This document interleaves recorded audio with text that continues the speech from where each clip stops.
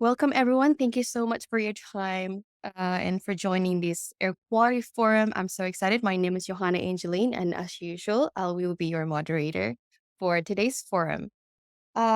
Before I went on details on how will this forum fold, I wanted to make sure that if you can see on your chat, we will be sharing a code of conduct, and we really hope that everyone will follow this code of conduct to make sure that we can create a supporting learning space for everyone here. Okay, great. Okay, so I think most of you already know that the forum today is going to be different. So this is our last forum of the year. This is our last Air Quality Forum, and it's going to be a little bit different because if usually we invited people outside of our organizations to invite and share with us, but now this time we talk more and from us, and you will see that the speakers will be from our founders, which is Achim and Nick, our founders and our co-founder. And as the element of surprise, we'll be also having some of our key members presenting here. So you will find out later who are who. And yeah, we're very excited right now. So I guess without further ado, we can just move on and start with the presentation. Achim, I pass the mic to yours. Thank you, Joanna. And maybe just a quick message to the team. So I will share that presentation and you just tell me next, so that we don't have to swap the presentations. Yeah, so it's quite exciting because I think we have a lot to share, like what we did in 2024, what's our plans for 2025. And so let's get started. Here we are, key milestones 2024. So I think we had a pretty successful 2024. We sold more than 15,000 monitors into 70 countries, all open source hardware monitors. So we don't sell any closed source monitor anymore for quite some time.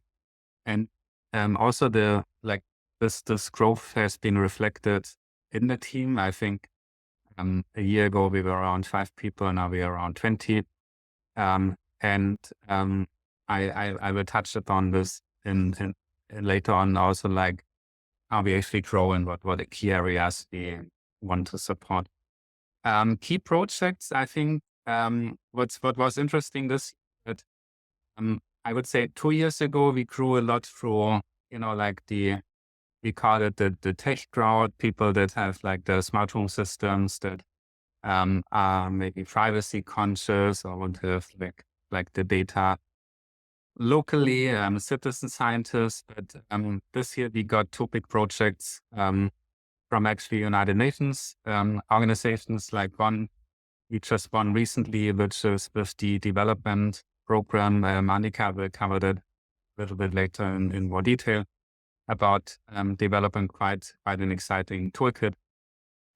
We will also deliver around 150 monitors to Laos, which is a neighboring country to Thailand. And that's why I think we are all pretty excited about, because when you look at, like, for example, the OpenAQ map, there is actually not much monitoring going on in Laos. And these monitors will go into public schools in Laos, all across the country. So I think this will create a lot more interesting data where there was basically no information about air quality before.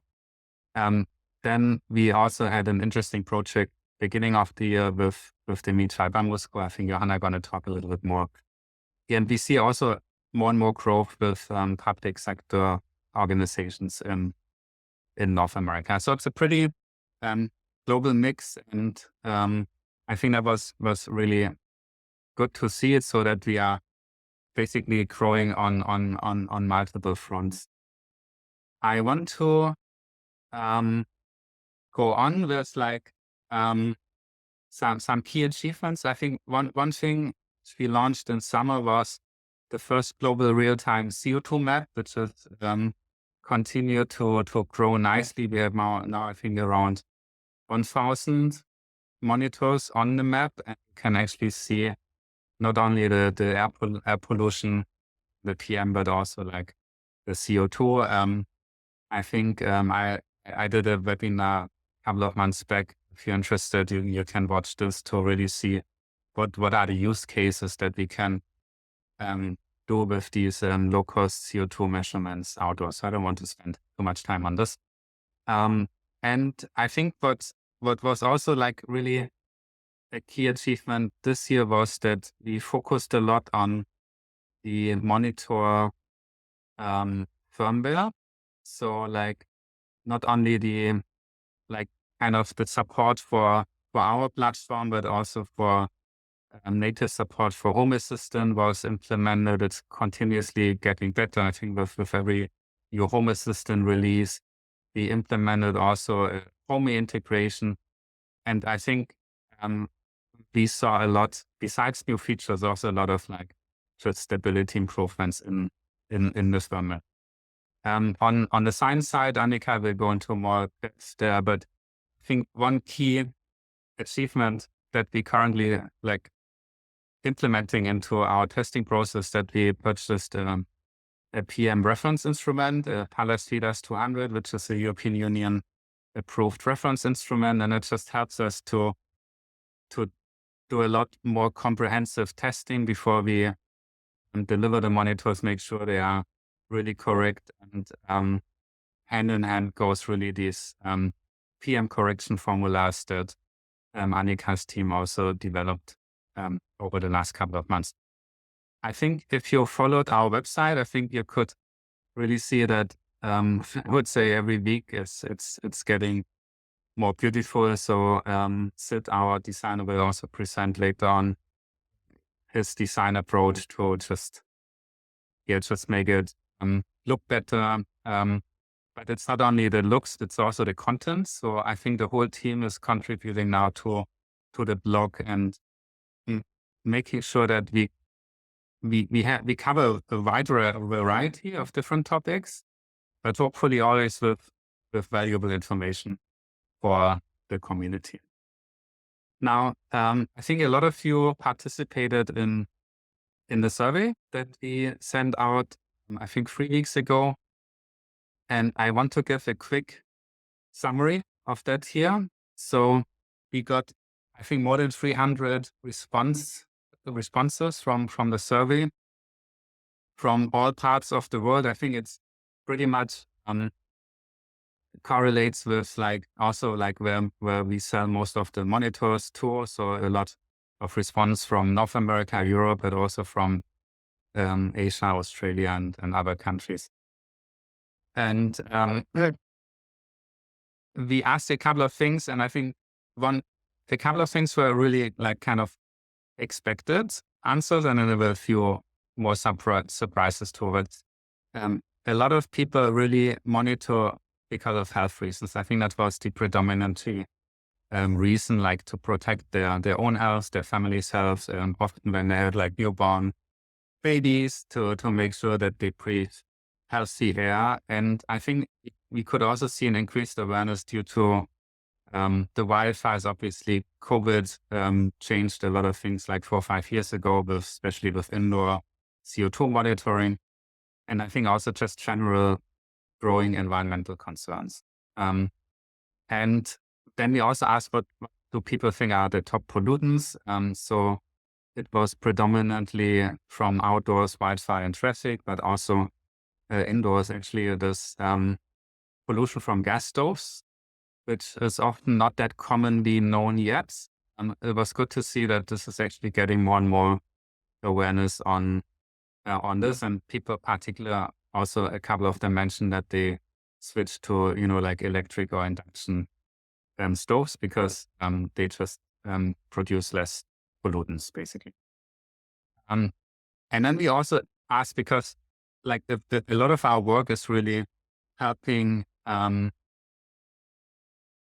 would say disadvantaged communities to get access to air quality monitoring, that actually a lot of people see that poor people are more affected by air pollution in their country or community. Now, For the product usage and impact, I think we see a pretty high number of people that get useful insights from the monitor. You can see that at the bottom. So we have like around 80% that really get a lot of insights out of the monitor. This was, I think, a real interesting question, which we didn't have that much information yet, how many people really get use out of the monitor. And I think having this more than 80%, I think is a really good sign that it's not just you buy something and then you get it and then like you don't know what it actually does, that people can really get something. And what was also interesting is that actually a lot of people took action. So they, for example, changed their ventilation, purchased air purifier, or maybe instead of making a fried egg, they made a boiled egg now for breakfast. So they basically changed their behavior and hopefully then reduce their air pollution. Good. Then we also asked for like opportunities and recommendations. So I think not unexpectedly, people also said they would like to measure more things, basically. I think Nick will cover this a little bit later on. Then there were also like some requests for features on the dashboard or like home assistant integration. I think this one we covered in the meantime. So I guess this were more from people that probably purchased it a longer time ago. Also on like having maybe local storage, mobile apps. What was seen as a strength was really our open source philosophy, the transparency that we bring into the industry, and like the helpful resources were highly valued. Areas of improvement, and I think we also see that as one thing that we want to really look into, is like how can we actually improve our logistics, like shipping costs. I mean, we ship everything out of Thailand, so that's still an advantage and a disadvantage at the same time. So we're looking how we can improve this, make it easier, faster for people to receive the products. Yeah, I think it's ongoing also, like how can we make the dashboard easier to use and so on. I think we will cover a few of these things later on. And then I think the lucky winner, so we had a lucky draw with the survey, is Robert S. from the United States. I sent an email to him. I didn't hear a response yet, so I hope he will see it, and he will. And he was requesting an auto monitor. So congratulations on that side. So that was so far my introduction, and I will continue leading through the presentation. Oh, by the way, if you have any questions, you can already put them into the chat, and then we have a Q&A session at the end, and then we can answer your particular questions. So I will hand over to Nick, and Nick, you just tell me next, and then I'll continue with it. Thank you, Achim. I'm Nick. I'm in charge of hardware and software development, and I would like to give you a quick overview on new products that we'll launch in the next year. Thank you for your interest and for sharing today also from my side. This year, here you can see our outdoor monitor in the center. So far, we only provided connectivity through Wi-Fi. Now we're going to change this and also support cellular networks. This will then allow deployments in locations where there's no Wi-Fi coverage, but cellular coverage. The only difference you can see from the outside is the small antenna, black antenna there. Otherwise, it looks exactly the same. In the inside, there's going to be a new PCB that we call the CE card. The sensors itself remain unchanged, so it will have PM, CO2, TVOC, temperature, humidity, or we can also provide a dual PM configuration. We have also tested internal antennas, but the sensitivity is not quite as good. And also the assembly is cleaner and more robust, so it's most likely we're gonna ship it with an external antenna. It will have a physical SIM card already inside, so not an eSIM or some integrated SIM or software SIMs. It's really gonna be a plain old SIM card that already has credit on it, and the credit should last for at least 5 years, maybe even up to 10 years. So the idea is that the SIM, it comes with a SIM card, and there's no need to replace it through the entire lifetime of the monitor. We started with this actually already nearly a year ago, and looked at technologies that are suited for IoT devices, and we started with LTE-M that is now crossed through here on the right upper corner. So LTE-M worked surprisingly well in Japan. That was the first country where I've tested it on a high-speed train, for instance, in between Tokyo and Yamagata at a speed of 300 kilometers per hour. It never dropped out on a stretch of like 600 kilometers. So that was surprising to me. But then later on in other countries, and even countries where we actually expected good coverage, we found connectivity issues also with NB-IoT, and then kind of cranked back to slightly older technologies, and I don't know, slightly older technology, and now want to go forward is LTE Cat 1. LTE Cat 1 is going to be more energy power hungry, but yeah, the availability of the network is just better. We aim for a zero configuration approach. So the only thing that needs to be done is the device needs to be configured on the dashboard, and then it can just be plugged in, powered on, and it should connect. And within minutes, data should be displayed on the dashboard. So there's no extra configuration steps needed. That's the idea. You can already see some of these devices in the wild, but the official launch will be early next year. Next slide, please. So then we're also going to launch a entirely new monitor in the next year named OpenAir Max. We address 3 goals mainly. So we want to support additional sensors. For instance, nitrogen dioxide, also ozone is high on demand. It can be solar powered optionally, and we'll also have a battery pack. We'll see that later. And we will also want to provide cellular connectivity.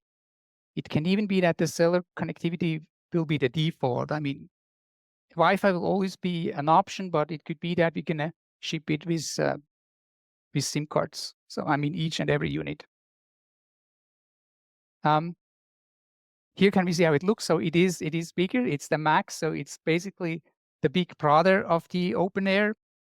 It has an extra compartment here on the left side, where we have the 2 PM sensor modules. This is basically unchanged from the OpenAir. Also, the dimensions are exactly the same, but on the left side we have space for extra sensors, and it's meant to be multi-purpose. So the idea is that we can support different configurations. So in here we now have a CO2 sensor and electrochemical NO2 and ozone sensor from AlphaSense, just as a sample. On the right side, we can see the batteries. So the batteries are also going to be inside, and those can be removed. So we use standard cells, and we are not entirely sure yet whether we're going to ship with batteries or without, but batteries are considered dangerous goods, and there can be complications with logistics. So it might be that we ship without, and then the customer or the user needs to find batteries somewhere and put them in. by himself. Also here, same as for the open air, it's meant to be open. So the idea is to make this fully open source hardware and software. On the next slide, Achim, we can see that there's also the option to mount up to 3 smaller sensors, similar to the TVOC and temperature humidity sensor we already have. There can also be an extra one. We don't know yet what it's going to be. And on the left side, we can see that we will support wall mount and pole mount, the same as the open air. Next slide, please. Regarding the solar panel, we've looked at different technologies that we can use. And on the right side, these are glass solar panels that you typically use on your roof, and they have excellent durability. They last 20 years plus, but they can break. So there is a sample from one that arrived already broken. So then, of course, the lifetime is not very long. We have decided to go forward with EFTE panels, which are semi-flexible. They're more expensive, but they don't break that easily. They're also lighter, which helps with the shipment. And kind of, so the gain on the shipment cost offsets the extra price that we pay for these. And they also have a reasonable lifetime. So on the left side, we can see the size of the panel will be roughly 30 by 20 centimeters, 4 millimeters thick. So also this product we plan to launch in the next year. The enclosure design is more or less finished. The solar panels already go into production, and we've started to work on the PCB. Thank you. Great. Thanks, Nick. Yeah, and this is really a product I'm looking very much forward to. Actually, even have it printed on here on front of me since already a couple of months. Yeah, so now let's continue. I want to give one quick intro, and then Yehu from our development team will present. So AirGradient Advocate. So that's something that we're going to launch very early next year. And what are the thoughts behind? So I think with the open source, open data approach, we already create a lot of data, but we feel we need to make a bigger impact, basically. Data is good and it already helps. It's a first step, but we think often the impact is still limited, and we want to try and find ways how we can actually encourage and motivate people to actually change their behavior towards lowering air pollution and also their carbon footprint. So how can we do this? So we were thinking it would be great if we can bring in some aspects of education, of gamification into the platform. First, that people understand better what's the importance of cleaner air. That could already be a first step. But then also help people basically to earn points with more environmental friendly behavior, and then, for example, get discounts or can redeem these points or donate them for some good cause. And I would like to hand over to Yeho now, who will present a little bit more of the details. Okay. Good day, everyone. Happy to see you all here today from my side. And let's dive in. So let's start with the heart of the program, the activity table. This is where actually your journey begins, where you can see all your actions and their outcomes are neatly organized and easily accessible. At the top of the page, you will see visually engaging charts that summarize your total points earned and spent. These give you a clear picture of your overall progress at a glance. The table itself displays a comprehensive log of all your activities. For each entry, you can see the date, type of activity, points earned or spent, status, and the actions you can do on this particular activity. From this page, you can do actually like more than just track your progress. You can submit activity, redeem points, learn more, and I guess in the future more. Okay, next slide, please. Let's start with the submitting activity. Yeah, that's okay. Ready for this? Okay. Submitting your contributions to the program is both simple and flexible, offering a variety of ways to participate. You can like easy submission process itself. You can see on the screen right now. You'll see submission window where you can provide details about your activity. For example, you can share your outdoor air quality data from open air monitor you have, or post about environment initiatives on social media connected to AirGradient.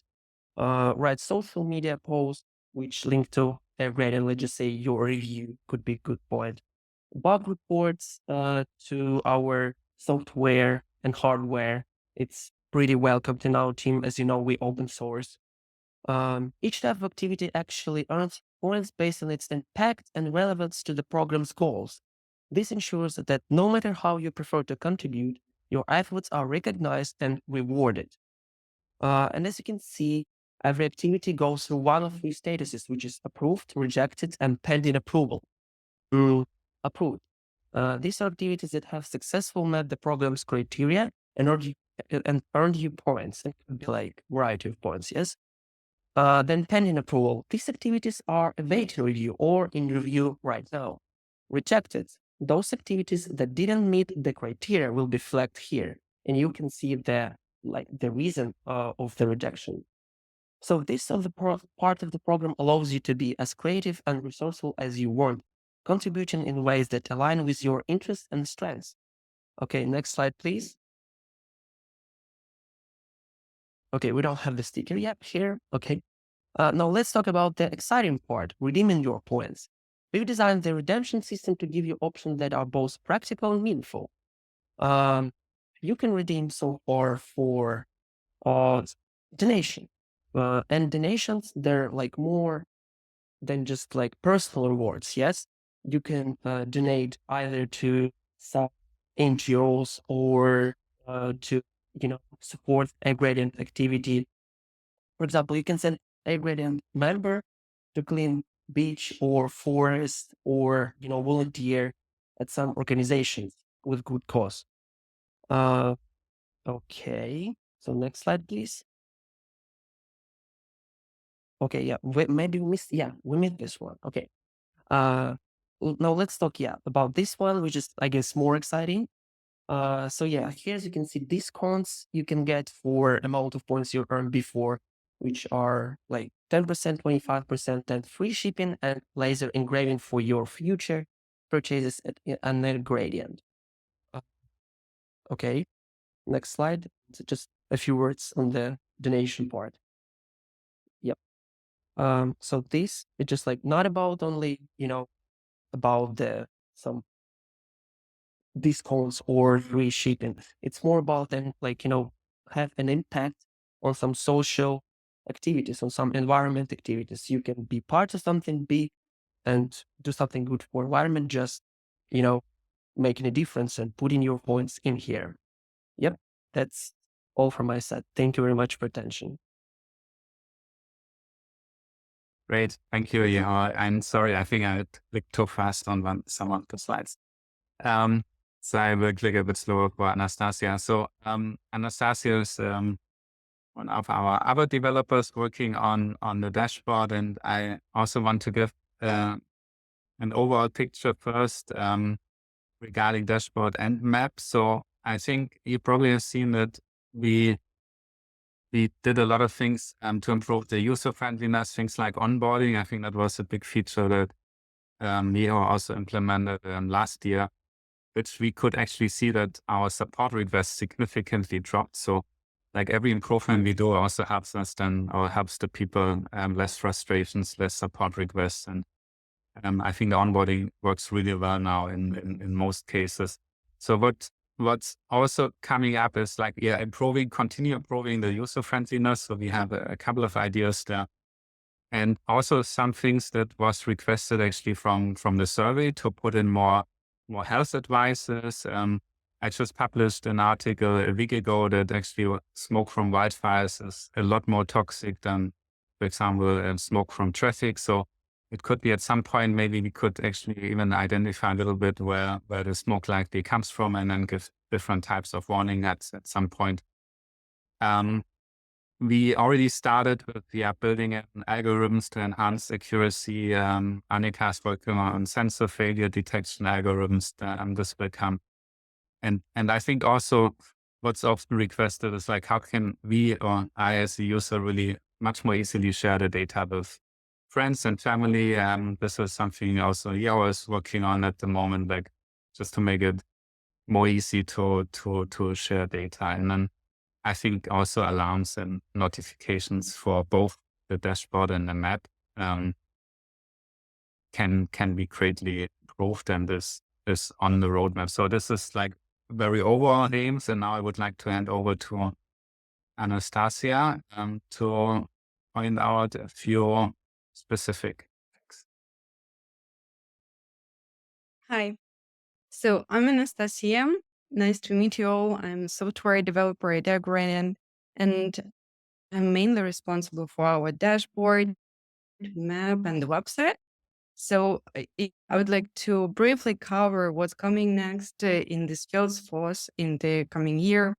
And we can start with the map. And the first and key priority for us in map development would be to bring in some more data into the map. So, and the first steps would be to bring data from OpenAQ and Air Quality Life Index. We are already working on that, and it's looking much better and better. So, as well as that, we want to integrate some local community efforts into the map. Yes, and it's not only about the data, but we want to have our map more informative. And basically, as Achim has just mentioned, we want to add some more practical information, like some useful health advice based on the data, or also ability to set up alerts using the map. So this can be great. Next slide, please. Yes, now coming to the dashboard, I hope you have already noticed one of the latest features we have released recently. That was, I guess, last week that we've released our custom dashboard view. And a lot of users who used to, who have only indoor monitors or only outdoor monitors, they used to have these not very informative banners on their dashboards, as you can see on the left. And they took a lot of space. So basically now with the custom dashboard view, we want to provide an opportunity, so an ability for users to define themselves what information they would like to see on the dashboard. So, and now it's more configurable, but that's not basically all. We want to go further. And in the nearest future, we're going to introduce also the outdoor monitors view. So it's mostly likely that it's going to have the map integrated into it directly into the dashboard. So, and also, apart from the outdoor monitor dashboard view, we're going to introduce the science dashboard view or calibration dashboard view. So users will be able to compare a sensor to a reference, and basically using the dashboard, they will be able to derive some correction factors, which I think can be a great feature. Next slide, please. Yes, and the last feature, but not least, that I would like to introduce is the feature that's almost finished. So, and it's going to be released pretty soon. These are nodes for historical data. Basically, the idea is to provide the ability for users to tag some events or activities that might be important for their for the air quality analysis. So the analysis of the historical data in the future. Basically, as you can see on the illustration here, this is the historical chart you're probably all familiar with. And users will be able to interact with nodes directly from the historical charts. You will be able to see, to manage them. And also there will be, of course, a dedicated page where users will be able to manage all the nodes and also export them, which is also great for the future analysis if needed. Yes, so that's pretty much it from my side, a very brief coverage of what's coming next, and I hope that you will enjoy these features. Thank you. Great. Thank you, Anastasia. And I want to add one more thing. I think the nodes feature is really a great opportunity also to put in maybe automatic nodes at some point. Like, for example, Annika's algorithm detects a sensor might fail or maybe alarms that you set up that they get marked and then can be seen here. So a bit like a very comprehensive logbook. So I just want to hand over directly to Annika for the science part.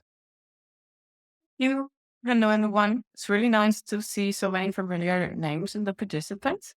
So good to have you. I want to just give a very, very quick overview over the science because we don't have so much time. But yeah, I want to just go first into the project we have with a UN development program, which Achim has already mentioned. And here we are developing kind of a comprehensive air quality monitoring toolbox or kit. And the aim of this is then in the end, you can give it to someone who has no expertise in air quality monitoring at all. Like it could be someone who has never been in contact with it. And they should still be able to use it. It should still be accurate enough to give, useful data and useful information. And the people should also be able to interpret the data. So the UNDP gave us a couple of kind of criteria that this toolkit should fulfill. And we already have a few criteria that we can already tick basically the boxes. So that's, for example, that it's fully open source, like hardware, the monitors, then also that the data are easily accessible and that people have full ownership over their data. Then also accessible, for example, via API or QTT, and there are free data export functions. And it should be easy to set up and requires minimal maintenance. And should have user-friendly onboarding materials. So this I put into orange because we're still working on it. We have already made some progress to get the onboarding more user-friendly, but we want to create much more accessible documentation and also more comprehensive documentation for this. Then, one requirement was also to have additional educational materials, for example, how to, like the health effects, how to interpret air quality data. And this we have also already started to have it on our website. It should be sustainable. So this I put in yellow because I think we already focus a lot on sustainability, but also here we want to be more ambitious and we want to see if we can increase our sustainability even more.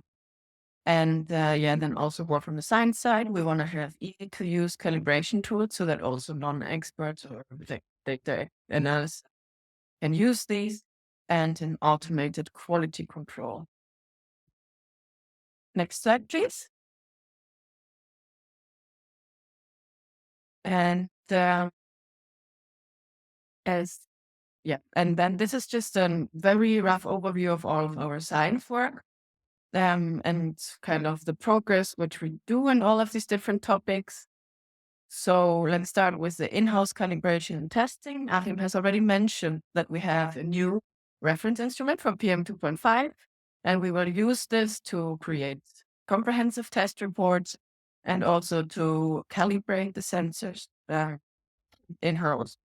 And we're done with a major part of this work, so there are just a few more smaller things to implement in the end.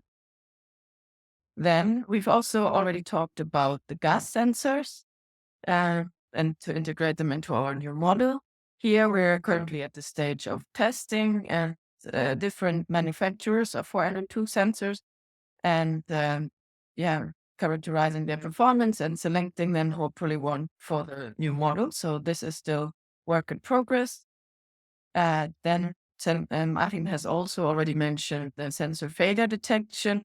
So me and Cyril are developing algorithms to spot different anomalies in data. So that could be outliers, that could be impossibly high jumps in the data, or also drift.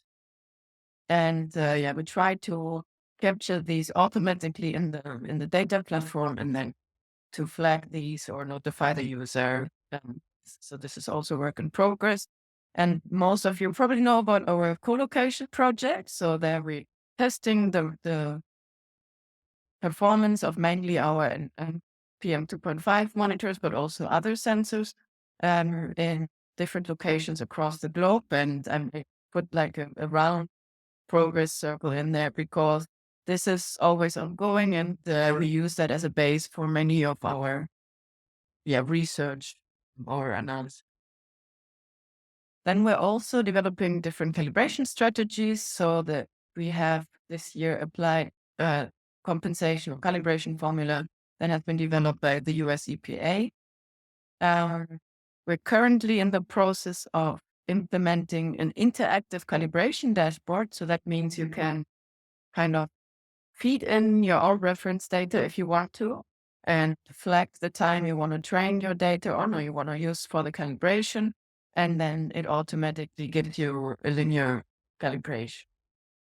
And another strategy might be to extract the background concentration from sensor networks that can be used in different ways, also for quality assurance, but potentially that could also be useful for calibration purposes if you don't have direct access to a reference instrument. But we just started with this, so this is kind of also in homework for next year. Then, as I already mentioned, we've been mainly testing PM 2.5 sensors in the last year, but we're also looking at the performance of our other sensors. And then what I mean with capacity building is to give webinars and create educational materials to help users or anyone who is interested to understand the problems around air quality better. Thank you. That's all from my side. Great. Thank you, Nika. So let's move on. Communication, community, and design.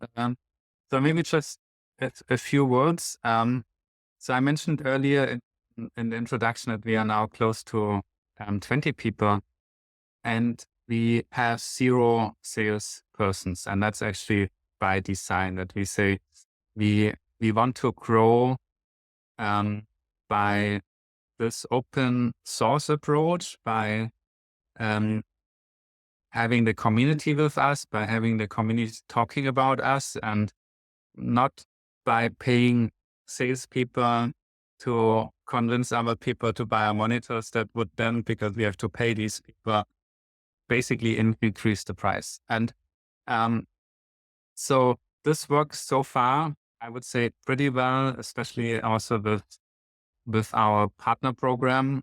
So we have a lot of people on YouTube that actually shared their experiences with the AirGradient monitors, and they actually reached the audience of more than 2 million people. We have this in this program now, like 45 people, and we also work very close with just like local community and just trying to help people getting like the most out of their monitors. And I think also another aspect that helps us on the visibility side is our blog, where we can just be 100% transparent, because like also all the work that Annika does, we don't develop proprietary algorithms or IP. We just share everything with the community, and I think that gives us this momentum that people like the information, that they can share it and and then talk about us. So we don't need the salespeople. So let's see what I'm going to talk in 1 year's time. So now I would like to have invite Johanna to talk a little bit more about the communication strategy. Okay, thank you, Achim. So as you all have read that we don't do traditional marketing, so the same thing goes as well with communication. We don't really do traditional communication strategy, traditional PR.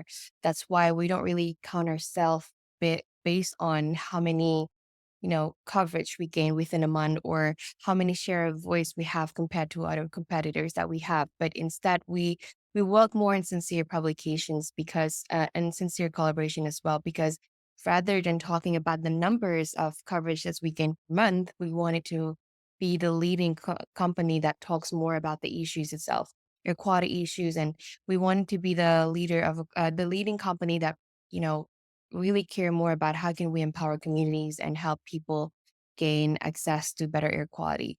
That's why through our communication strategy, we focus more on advocacy and also education. And every time we go and talk outside to our external parties, we not only talk about us, but we also wanted to listen from their part as well, because we do value meaningful exchange between two parties. And that's why I think from having those conversations, having these communication strategy, that what gets us into this momentum right now. And our communication platform is currently growing. We can see that here we have our newsletter, and I believe every week on weekend you get an email from him as our newsletter. And we also have community forum, which I believe some of you is already engaged in our community forum, talking about the technical and scientific sides. And also we have our air quality forum, which actually just started in early 2024. And what a full circle woman, we finally get into our last forum of the year now. And for social media, we just have YouTube and LinkedIn. But now I think last 2 months uh, we already created TikTok handle. So if any of you perhaps are into TikToks, and feel free to come by to our TikTok handles and maybe follow and leave some comments in there. Okay, next.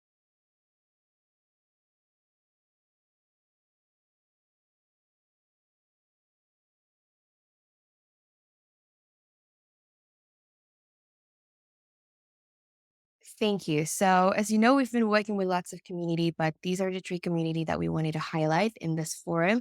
First, we have Sustenta Honduras is actually a community which consists of young volunteer leaders in Honduras, where they're working on sustainable development and climate actions. We met them online and we talk about the air quality situations right there. And then we're also having a discussion on how can we help them prepare to have our monitor. They purchased around 20 monitors from us, and right now we're helping them actually building a better air quality in Honduras. So if you can see later on after our forum, if you go to our air quality map and then you see the map in Honduras is actually already live. Our air gradient monitor is live on Honduras. And then the second one is Machai Bamboo School. It's actually a foundation located in Thailand. So it's actually a school that's dedicated for underprivileged children in Thailand. Uh, Me and Ahim had the privilege to visit one of the schools there. So it's basically rather than giving the students with formal education, they also gave them life skills that help them empower to be self-sustainable. And the problem is that in Thailand, especially in Chiang Mai, people are heavily affected with the crop burning, so that the air quality is one of the big issues right there. And together with AWS, we donate around 100 monitor to the Chai Bamboo School Foundations, which later on these monitor will help them to not only understand the situation of the air quality right there, but also at the same time, from this monitor, they will also gain workshops and training on how can later on after they finish their school, they can be self-advocate and maybe advocate the air quality situations in their area. And then the last one is the Mud House in Chiang Mai. It's actually a preschool based in Chiang Mai, and it's actually made by mud. That's why it's called Mud House. And yeah, it's also unconventional. Just like Mecha Bamboo School, it's foster people the student more into like a play base. So it's not like a formal education you will usually learn from or heard of. So the reason is pretty similar because it's located in Chiang Mai, and the crop burning is actually one of the issues there.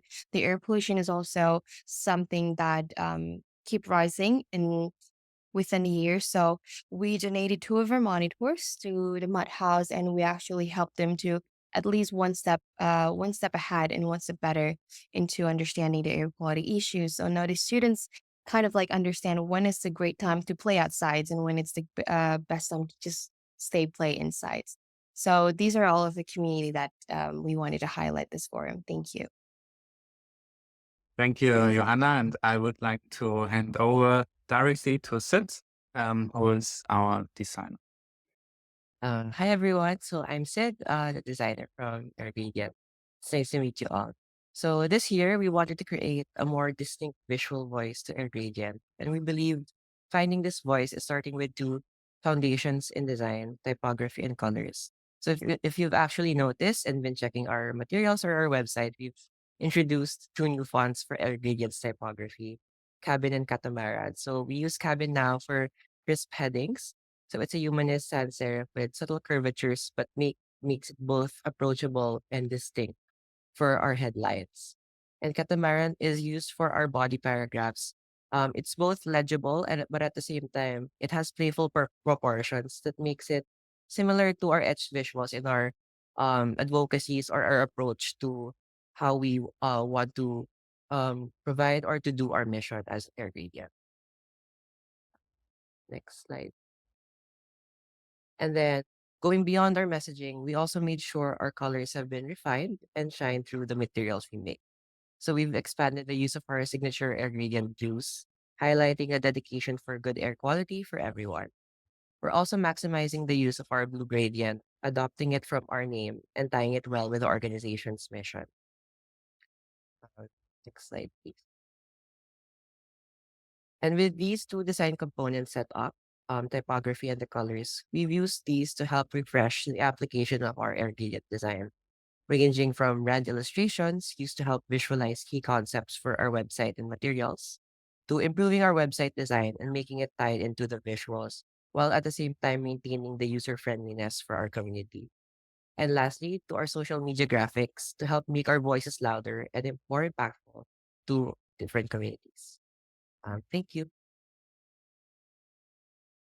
Great. Thank you, Sid. And I think I speak for the whole AirGradient team that, I think we wouldn't have expected such a big impact from just like having a real design on board and not trying to do things ourselves like what we did in the past. So big thank you, Sid, on helping us there. So I have an eye on the time a little bit, and we expected actually maybe 15 minutes earlier at this stage, and I know there are a couple of questions. So I think just to wrap this up very, very quickly. So the 2025 vision is really to continue our path.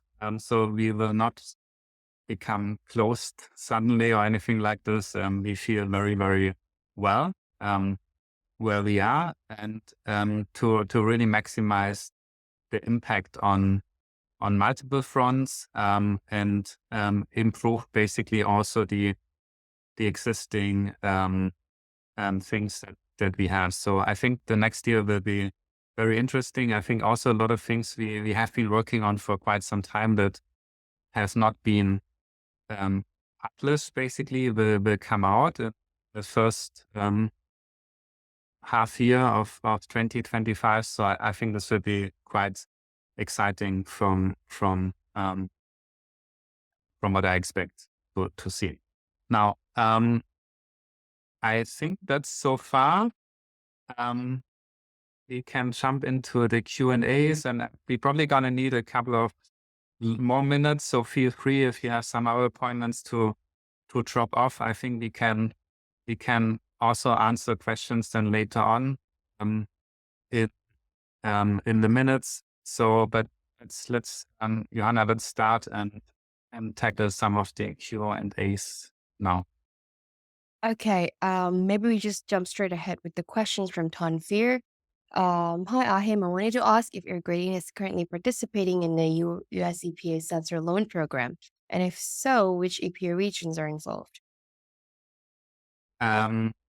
We are not, and I would actually be really interested in participating. So maybe Andrea, you could drop us a line and get us in touch with the people there.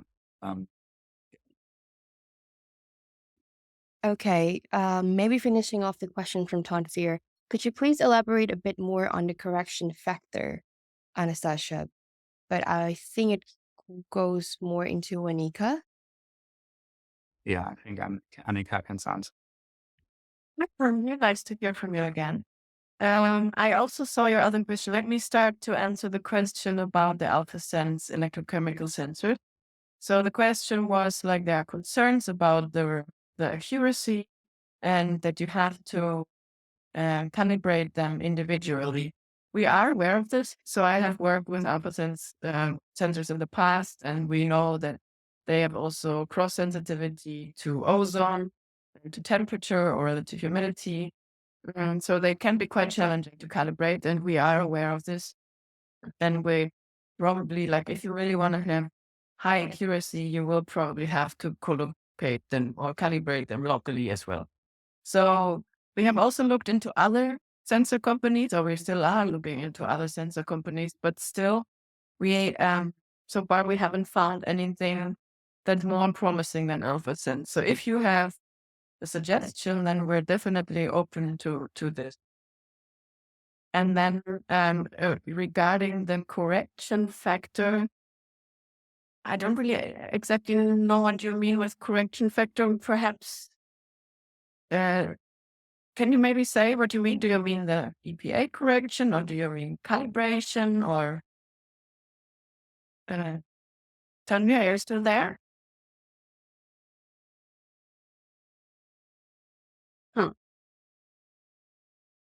I think we can maybe clarify that by Annika.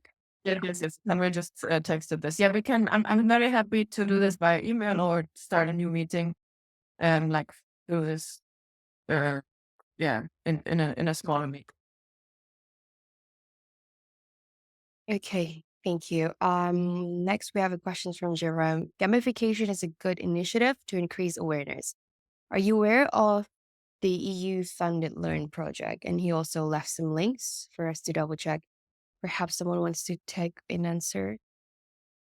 Yeah, I could maybe jump inside. I'm not aware of it, but I would really be interested to learn more, because I think it's super important that we can just encourage, especially young people, I would say, to have a more climate friendly approach. Yeah, so we will have a look and might also get back to you. Thank you. Yes, okay. Next question from Salvatore. How are you identifying reference monitors, and what's the method for informing consumer if this calibration or correction is going to actually improve the sensor instead of making it more biased? That's also a question for me, I guess, which I think needs some discussion. I'm interested in hearing your thoughts, Ms. Salvatore, because from my experience, a local calibration with a reference instrument, like one that is certified by the USDPA or by the European Union, always improves the sensor accuracy. And I don't really see how you can make them more biased, but I'm interested to hear your insights to that. So perhaps could you also drop AirGradient the general mail, and it will arrive to me. And I'm happy to have a chat about that with you. I can Yes. talk if you want.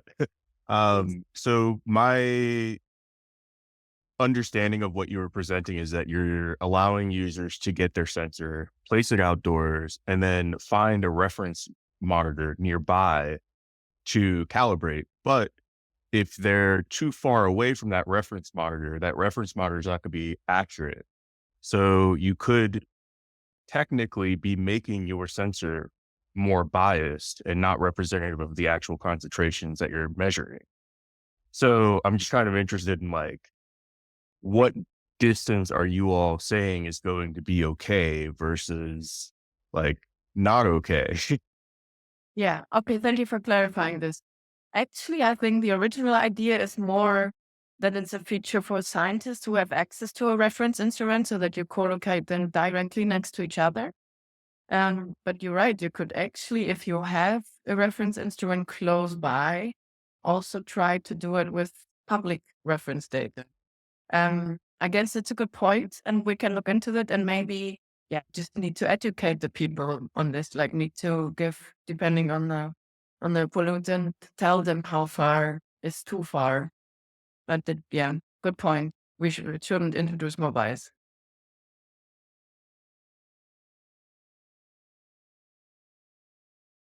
Okay, I hope that answers your question, Salvatore.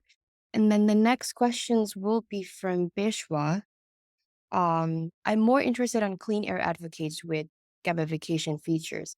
How can we be part and advocate? And how can we be part and advocate, promote the air gradient to the stakeholders and citizens? What kind of benefit we get if we promote and advocate these features through your platform? Yes, I think it's great that you're interested in this, and we also looking for, like groups that can be maybe like beta testers and then try it out, and also like this, let's say, the points that you can earn are also still in development to some extent. So I would say reach out and we have a discussion, and then maybe we can really work with you on a pilot project.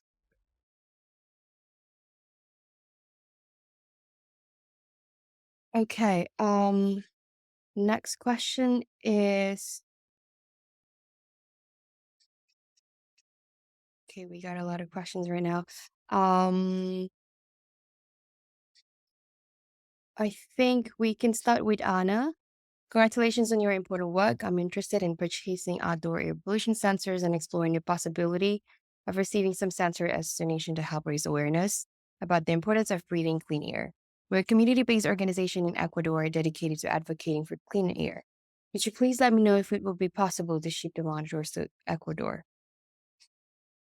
Yeah, maybe I can answer that too. Yeah, so we can ship worldwide. Some countries are more difficult than others, but so far we could ship them everywhere, and also reach out to us. So we have this 1% for the Planet program where we donate every year, actually hundreds of monitors. And we want to intensify that program as well. So just reach out, and then we can discuss your project, and I'm sure there will be an opportunity. And this will also be something that we want to really accelerate next year. Thank you. Thank you for your answer. I checked a while ago about your webpage, and it seems that in one city in Ecuador that is called Guayaquil, you have one sensor. So hopefully, you were able to ship it to Ecuador. And I learned about you by Pallavi Pant from the Health Effect Institute. So that's why I'm joining this forum to explore opportunities. Thank you. Great, Anna. Yeah, I'm looking forward to continue that conversation. Okay, thank you. I think, and I hope I didn't miss any questions, but if any of you feel like you want to have another questions being answered, please feel free to reach out to us, and then we can help to answer a question through email. Yes, Anika? Just a very quick one I can answer quickly from Tanvi again about the AQ spec. So if our sensors are being evaluated by AQ spec, we have been in contact with them, and there are two factors actually. For one, we just want to finish our implementation of the reference instrument, like our calibration with the reference instrument in-house. And as soon as this is done, we're going to send some over to AQSpec. However, I talked to them, and there seems to be quite a backlog. So there might be a waiting time from all of the year until you actually have the analyzed data and online. So that could still take a while, and we will do it with our current model. And as soon as the new model is also tested and validated, we will also get this there. But that will take some. Great. Thank you, Anika. Okay, before we completely close this forum, maybe either Achim and Nick, can you give us a closing statement? Not sure, Nick, you want to say something, or I can say something? I'll let you go. Thank you. I haven't prepared one. No, I would say like I really enjoyed this forum, especially that like you can also see like the team that's behind AirGradient. I mean, I can really see like a year ago, Nick and I did a lot of work, and we had a little bit of help from others, and now it's really like kind of just thanks. So big thank you to the whole AirGradient team on supporting us, and I think today gave us really a chance to get to know a little bit more people behind it. I'm super excited for next year. I think we are on the right track. I really hope that we can have a lot more communities to fight for cleaner air, and and I hope I will see a lot of you guys in the next forums, and we keep you updated on what's going on. So big thank you. Okay, thank you so much, Ahim, and thank you so much everyone for joining in. We really value your time, and as usual, we'll be having the recording sessions uploaded on our websites, perhaps within 1 week. So please feel free to tune in into our website every time you want to listen to this recording. I think we can wrap up our forum. Thank you so much, everyone, for your time. Best wishes for next year. Merry Christmas and Happy New Year, everyone.